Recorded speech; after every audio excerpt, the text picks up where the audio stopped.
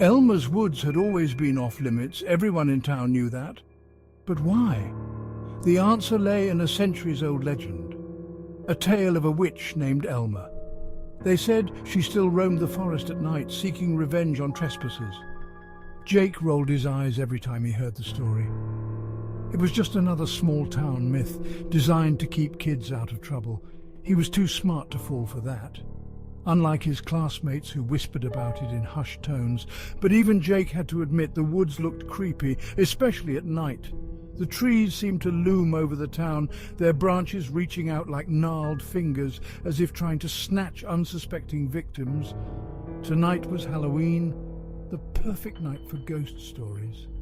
Jake's friends, Mia and Tyler, were huddled around a campfire. Mia was telling the legend again, her voice low and ominous. Jake sighed. He was getting tired of this nonsense. Come on, guys. You don't really believe that stuff, do you? Mia shot him an annoyed look. She loved a good scare. Tyler, on the other hand, looked relieved. He was always jumpy when it came to spooky tales. It's not just a story, Jake. My grandma swears she saw Elma once, when she was our age. Your grandma probably saw a deer, or her own shadow. Mia's eyes narrowed. A mischievous grin spread across her face. If you're so sure it's fake, why don't you prove it? Jake's stomach dropped. He knew where this was going. I dare you to go into Elma's woods, tonight. Jake tried to hide his unease. He was the logical one, the skeptic. He couldn't back down now. Fine, I'll go, but you two have to come with me. Mia's grin widened. Tyler looked like he might be sick. The moon was high as they approached the woods. Its pale light cast long shadows across their path. Jake's heart was racing, but he wouldn't admit it.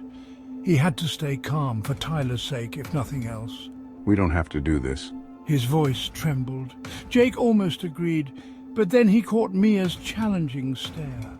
It's just a bunch of trees, nothing to be afraid of. He took a deep breath and stepped into the forest.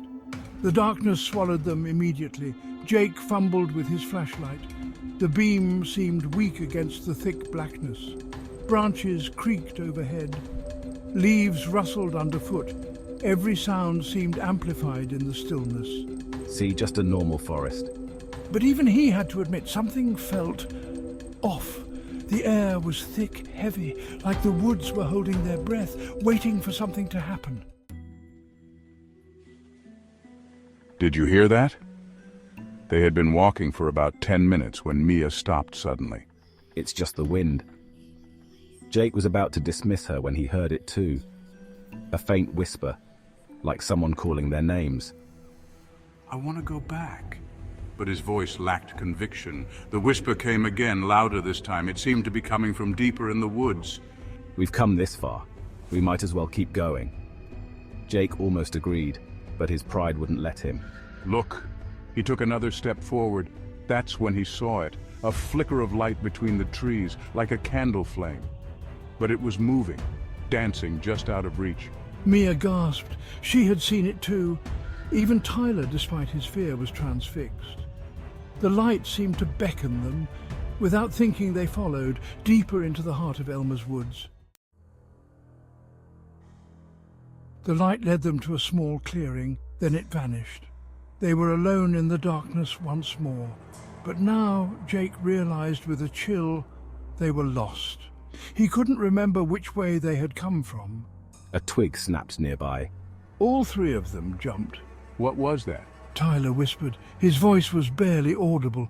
Jake swept his flashlight around. The beam caught something moving in the shadows, something big. Probably just a deer. But he didn't believe it. Deer didn't move like that.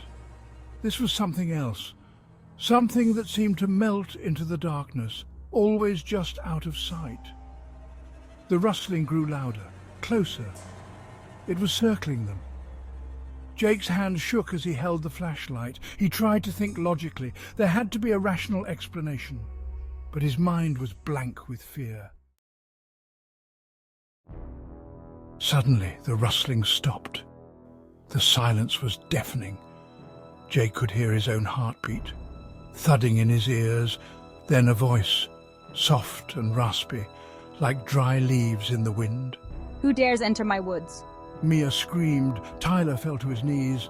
Jake stood frozen, unable to move, unable to think. A figure emerged from the shadows, tall and gaunt, with long, tangled hair and eyes that glowed in the darkness. Elma. Mia whispered. It was impossible.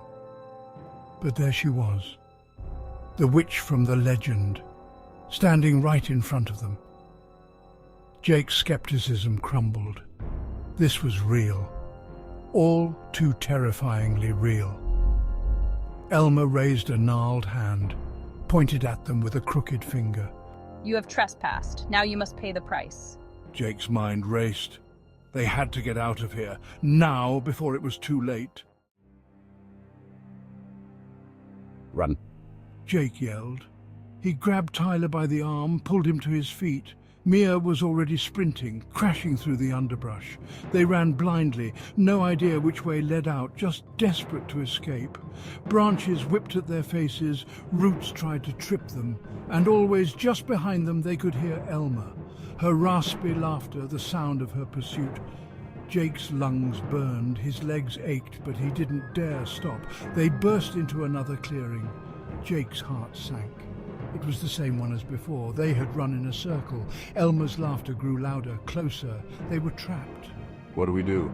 Tyler sobbed. Jake's mind raced. There had to be a way out, something they had missed. He swept his flashlight around desperately. That's when he saw it, a path they hadn't noticed before. The path led them deeper into the woods, but it was their only choice. They could hear Elma behind them, getting closer with every second. The trees seemed to close in around them, branches reaching out like claws. Suddenly, the path opened up. They found themselves in a large circular clearing. At its center stood an ancient oak tree. Its trunk was massive, gnarled with age. Something about it seemed alive.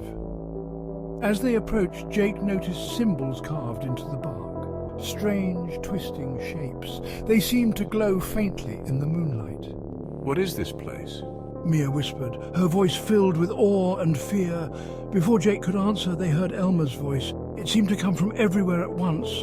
You have found the heart of my woods. Now you must face your final test. The air around them began to shimmer like heat waves on a summer day. Images appeared flickering like an old movie. Jake saw himself, but different.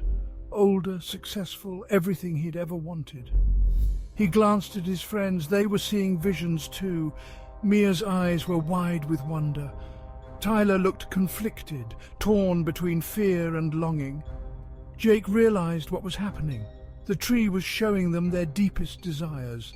Choose, stay and live your dreams, or leave and forget everything. It was tempting, so tempting. Jake almost reached out to touch the vision, to make it real, but then he hesitated. This was too perfect, too easy. There had to be a catch. He looked closer at his vision, noticed the emptiness in his older self's eyes, the forced smile. This wasn't a dream, it was a trap. It's not real. None of this is real. It's all an illusion, Jake said suddenly. His voice broke the spell. Mia and Tyler blinked, confused. What? What just happened? As soon as he said it, the visions vanished. The clearing melted away. They were back at the campfire, exactly where they had started. No time had passed. It was as if they had never left. But the fear, the chase, it had all felt so real. Did we dream it? Tyler asked. His voice shook. Mia looked around, bewildered. She wondered. Jake shook his head. He wasn't sure of anything anymore. As they sat in stunned silence, Jake noticed something. A leaf stuck to his sleeve. A leaf he had never seen before, from a tree that didn't grow in their town. A chill ran down his spine. Maybe some things were better left unexplained. After all, who could say where dreams ended and reality began? Especially in Elma's woods.